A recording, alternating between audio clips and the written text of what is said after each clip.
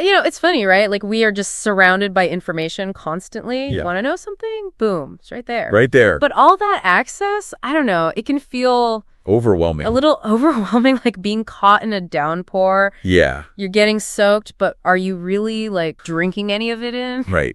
That's kind of the whole idea behind these deep dives that Yeah, I love it. you share what you've been looking at, an article, a study, whatever. Whatever it is. And we try to pull out the good stuff, the stuff that sticks. Without giving you a headache. Yeah, think of it as like the cheat sheet you never had. Right. We just cut through all that noise. Right. And bring you the core insights, the essential understanding. The stuff that matters. Yeah, without the First. headaches of like dense reading or confusing jargon. Right. We're here to help you connect the dots. Yeah. And today we are going deep on something that feels so relevant, I think, especially given that feeling of always needing more. Yes. But we're talking about the philosophy of Epicurus. Epicurus, yes. Now you hear Epicurean, and you might picture fancy feast. Fancy feast, right. Indulgence, excess. But what we're going to find is that his philosophy is actually way more grounded. Surprisingly grounded, almost radical in its simplicity. Yes, absolutely. The main idea here is that happiness, it's not about getting more. It's about wanting less. It's about wanting. Yeah, and that is so powerful. Right. In a world that's constantly telling us,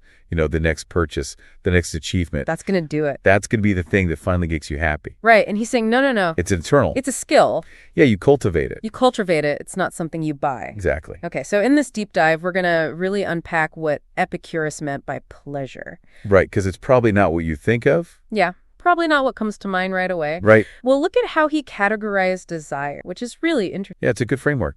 We'll see why friendship is so important. Crucial. And we'll even tackle how he thought about death. The big one. And the unknown, right? Some of his big anxieties. Yeah, we've all got them. We all have them. So our mission today is to see if we can find some wisdom in these ancient principles. Yes. That can help us. In our modern lives. In our modern lives, find a little more contentment. Absolutely. So why do we even begin with Epicurus? Well, I think we should tackle that misunderstanding of pleasure right away. Yeah. Let's do it. When you hear Epicurean, right. I think most people immediately jump to luxury food, fine wine, just a life of just sensory overload. Yeah. Right. But that is really a misreading of Epicurus. Okay, so what was he actually getting at then? What did he mean by pleasure? Well, it's really interesting. His definition really centered on the absence of things. Okay. The absence of pain. Okay. The absence of anxiety. It was a state of deep tranquility, of just being content, at peace. So it's not this momentary high. It's like your fundamental state of well-being. So it's more like the feeling of like a good night. Yes. Or like a really simple meal that really nourishes you. Exactly. Not the excitement of like a big purchase. It's not about constantly chasing those intense experiences. Okay. It's about recognizing that happiness is this like baseline of peace, not a peak of excitement. That makes sense because you could have all the fancy things, but yeah. if you're worried about losing it all, totally, or you're in pain, you're not going to be happy. It's not really going to. Not at all. And to help us understand this pursuit of happiness, Epicurus developed this really insightful framework for understanding our desires. Lay it on me. I'm ready. Okay, you ready? He categorized them. Break it down. He broke them down into 3 different groups. Okay, so first we have what he called natural and necessary desires. Natural and necessary. These are the things we genuinely need to survive and for our well-being. Okay. Things like food, water, shelters. The basics. The basics, and as we'll talk about later, meaningful connection with other people. Okay. Epicurus argued that fulfilling these desires, that's the key. That leads to true happiness. Right, because if you're hungry and you eat, you feel good. Yes. You're satisfying a need. A fundamental need. Right. Exact. Then we have the second category. Okay, what's number 2? This is natural but unnecessary. So these are the things that can add comfort and convenience to our lives. Like what? Give me an example. Like more luxurious food. Okay. A really plush bed. Okay, I like it. Maybe the latest tech gadget. Marie. These things can bring pleasure. Yeah. But he points out they're not essential for a happy life. Right. You don't need a fancy meal to not be hungry. You don't. A simple meal will do it. Exactly. A simple meal will do it. Yeah. And then we come to the third category. Oh, boy. This is the tricky one. Am I feeling I know where this is going? This is unnatural and unnecessary desire. Unnatural and unnecessary. These are the cravings for things like excessive wealth. Okay. Social status, power, fame. Yeah, I see where you're going with this. Epicurus believed that these desires are the real troublemakers. Why is that? Because they lead to this endless cycle of wanting and never being satisfied. Oh, yeah. No matter how much you achieve in these areas, there's always more. There's always more. You want more, and it just keeps you on this treadmill of striving. It never ends. Without ever really being fulfilled. Right. It's like a hamster wheel. You're running and running and running. You get the promotion, and then you're immediately On to the next one. Right, you get the car, then you see a nicer car. Exactly. And it just never ends. It never ends. So true. What I think is so cool about this is it really makes you examine your own life. Yeah, how am I spending my time? How much of your energy is going towards these unnatural and unnecessary desires? Yeah. Have I ever gotten something I thought would make me happy and then... It didn't last. It just fades away. I think we've all been there. I think we all have, and that's exactly what Epicurus is getting at. Yeah. He believed that figuring out the difference between these desires, these different categories, is crucial for breaking free from that cycle of suffering. Okay. When we focus on natural and necessary desires, we simplify our lives. Okay. We reduce our anxieties about not having enough. Makes sense. And we open ourselves up to a much deeper sense of inner peace. So it's about being intentional about what we need versus what we're told we should want. Exactly. And this leads us very naturally to his emphasis on simplicity and gratitude. Okay. Epicurus didn't just talk about this stuff. He lived it. He lived it. He chose a simple way of life. Okay. He was surrounded by close friends, and he valued those connections. Even over stuff. Way more than material wealth. Didn't he have that great quote about being rich? Oh, yeah. He said, if you wish to be rich, do not add to your money, but subtract from your desire. That's such a good one. It's such a mind shift. Right. It totally changes how you think about wealth. It challenges us to think about how much of our time and energy we waste. We're spending on things that don't actually add much value to our lives. Yeah. It actually causes stress. And even stress, yeah. Right. Epicurus saw simplicity not as deprivation. Not as like missing out. No, but as clarity. Okay. By focusing on what's truly essential, like nourishing food, yeah, meaningful relationships, time for reflection, the good stuff, you create space for what truly enriches your life. So it's more about quality over quantity. Exactly. And a key part of appreciating that quality is gratitude. Gratitude. Epicurus knew how powerful it is to be thankful for what you have. Yeah. Instead of always focusing on what's missing. What you don't have. Yeah. Or what you want next. Gratitude helps you focus on appreciating this moment. Yeah, it's like a mental reset button. It is like you recognize all the good that's already present. When you think about what you're grateful for, it's hard to feel like you're lacking. It really is. Right. And it's an amazing tool for building resilience. Yeah. When you're in the habit of appreciating the good, yeah, you can handle challenges so much better. You can weather the storm. And find contentment even when things are tough. Okay, so we've talked about simplicity, Greg. Yes. You mentioned earlier that Epicurus thought human connection was a natural and necessary desire. Yes. And he seemed to really value friendship. Oh, absolutely. He didn't see friendship as just like a nice bonus in life. No. He considered it an absolutely essential need. Wow. He famously said, and this is a great one, of all the things which wisdom provides to make us entirely happy, much the greatest is the possession of friendship. That is high praise. It is. He really believed in the power of connection. So what was it about friendship that he valued so much? Well, what's really cool here is how he saw genuine companionship as a sanctuary. A sanctuary. Like a safe haven, a source of stability and support in a world that can be pretty unpredictable. Yeah, for sure. His own home, which was known as the Garden. I've heard of it. It wasn't some fancy estate. Okay. It was a simple gathering place for his close community of friends. Okay. They would share meals, discuss ideas, and just enjoy being together. That sounds lovely. Of course, right? Yeah. And to him, the depth and genuineness of those relationships were more important than any amount of wealth or social status. It really highlights how important it is for us to feel like we belong. Totally. It's a fundamental human need. Right. And it makes you think about your own life. Yeah. Am I prioritizing those connections? Yeah. Are you nurturing those deep, meaningful relationships? Because it's easy to get caught up in the superficial stuff. Oh, especially these days with social media and everything. Right. Exactly. So we've talked about desires relationships, but Epicurus also thought a lot about our fears. Oh, yeah, he did. Especially death. Especially death.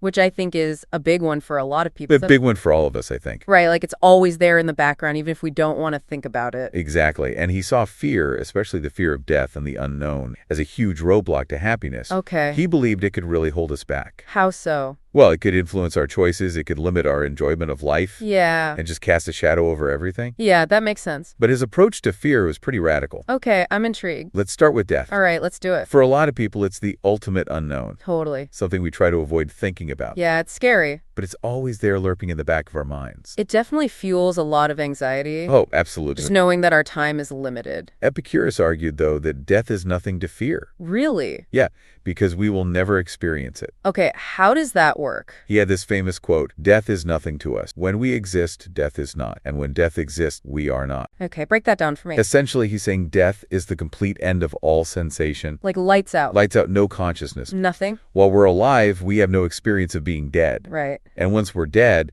there's no us left to experience anything. So there's no point in worrying about it. Exactly, because it's not something we'll ever actually encounter consciously. It's like worrying about what it's like to be a rock. Yeah. It just doesn't. It doesn't. And the implication of this is pretty huge. Okay, tell me more.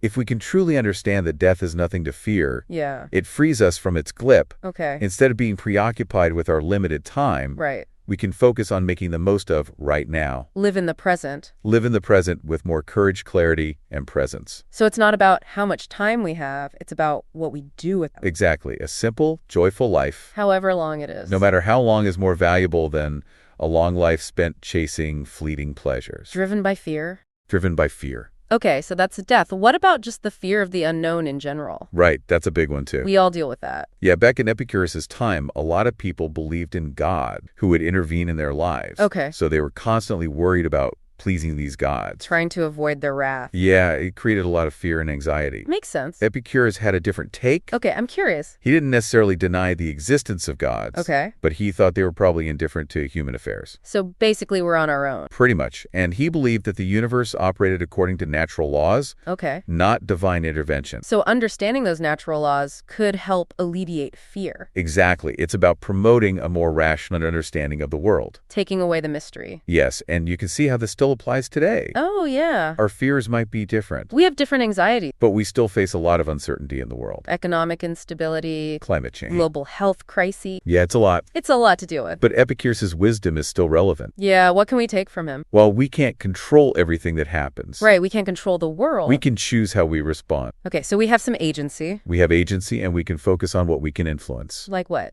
Our choices, our relationship, our inner peace, So shifting our focus from the things we can't control. to the things we can. Right. It's a much more empowering way to live. It's like creating stability within yourself, Exactly. even when the world feels chaotic. And remember, gratitude plays a role here too. Oh, yeah? How so? By focusing on what we have, we shift our perspective from fear and To abundance. to abundance, exactly. And gratitude makes us more resilient. Absolutely, we can handle those inevitable challenges better. Right. Okay, so we've talked about gratitude, but you also mentioned simplicity. Yes, simplicity is key. How does that tie into all? Well, in a world that often feels overwhelming, Yeah. simplicity can bring a sense of clarity and stability Okay. by intentionally letting go of the unnecessary, Stuff commitments. even relationships that aren't serving us. Oh, yeah, that's a big one. It is, we create space for what truly matters, Right. and we cultivate that mental and emotional strength to deal with uncertainty. It's like building a foundation of calm. Yes, a sanctuary Within yourself. within yourself to withstand the storms. That's a great image. Now, you mentioned mindfulness earlier. I did. How do you see that connecting with Epicurus' philosophy?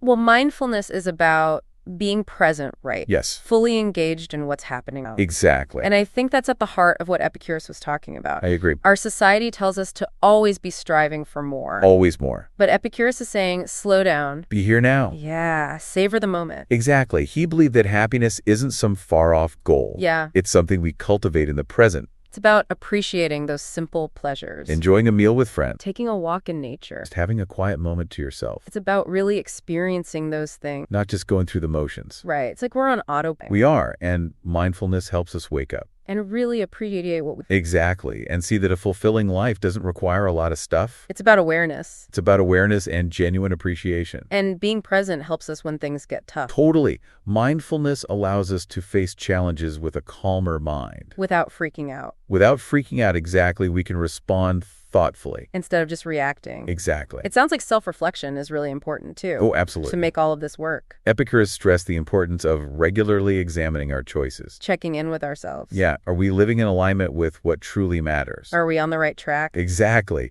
Self-reflection helps us identify those habits, fears, desires. That might be holding us back. That might be holding us back, and then we can make changes. To feel better. to find greater freedom and peace. So it's like taking a step back and saying, Yeah. Where am I going? Does this path feel right? Exactly. It's easy to get swept up in what everyone else is doing. It is. Right, and forget to check in with. No, it's important to remember that while Epicurus championed simplicity, he wasn't saying we should live a life of deprivation. Like no fun allowed. No, he recognized that pleasure and enjoyment are natural parts of life. Right. But he believed we should enjoy them in moderation. Okay.